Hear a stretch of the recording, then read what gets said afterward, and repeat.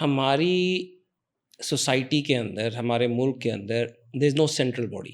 Okay, ٹھیک ہے, I believe کہ جی ہر کام میں ایک سینٹرل باڈی ہونی چاہیے which should be maintaining the standards.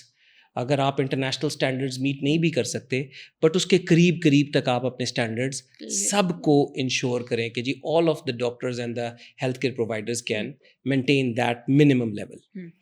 اب پرابلم یہ ہوتا ہے کہ جی آئی ووڈنٹ سے کہ جی پتہ نہیں ہے, آئی ووڈ سے کہ جی ایکسپیرئنس ان لوگوں کا نہیں ہے.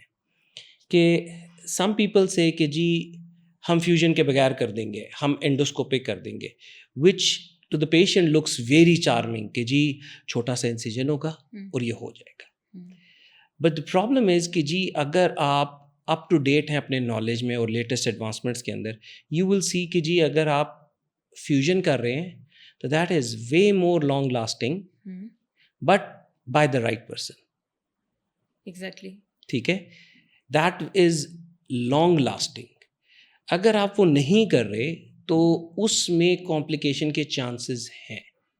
بالکل ایسے ہی. لیکن again this is not just کہ جی کسی ایک سائڈ پہ ہے پرابلم.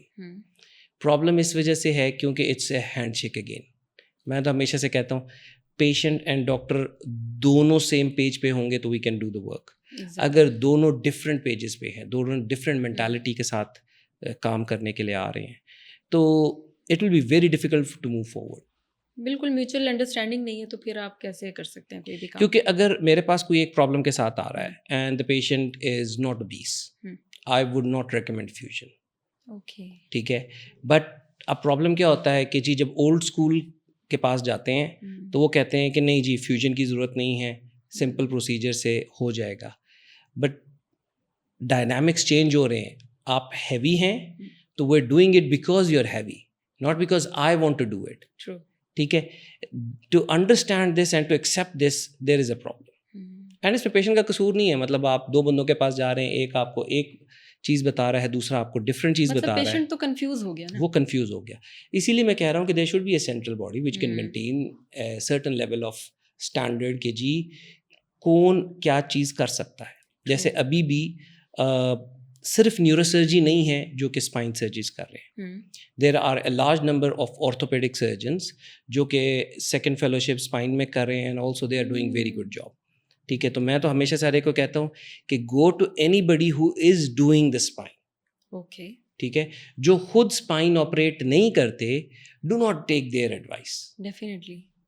ٹھیک ہے, بیکاز وہ پھر آپ کو کچھ بھی کہہ سکتے ہیں. آپ کے پاس جب نالج نہیں ہے تو آپ کچھ کر نہیں سکتے اس کے لیے. Definitely it is very important to go to the right person.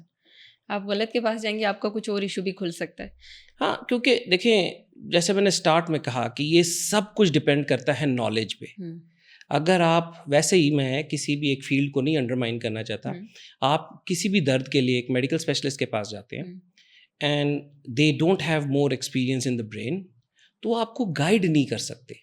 بالکل ایسے ہی ہے. ٹھیک ہے, اسی طریقے سے آپ میرے پاس آئیں گے اپنے شوگر مینجمنٹ کے لیے تو I can't guide you, I can tell you generically, لیکن آپ نے جب میڈیکیشن لینی ہے and I will tell you here large number of patients, نہیں ڈاکٹر صاحب آپ کو پتہ ہے تو آپ لکھ دینا دوائی, کہ ادھر نہ because they want to avoid going to the other doctor.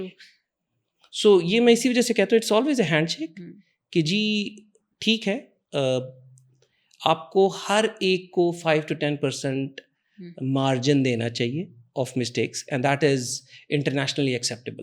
7 to 10% of complication and any problems in any, whether it is surgery, whether it is medicine, is acceptable throughout the world. But when that increases more than 10 to 15%, then that's a problem.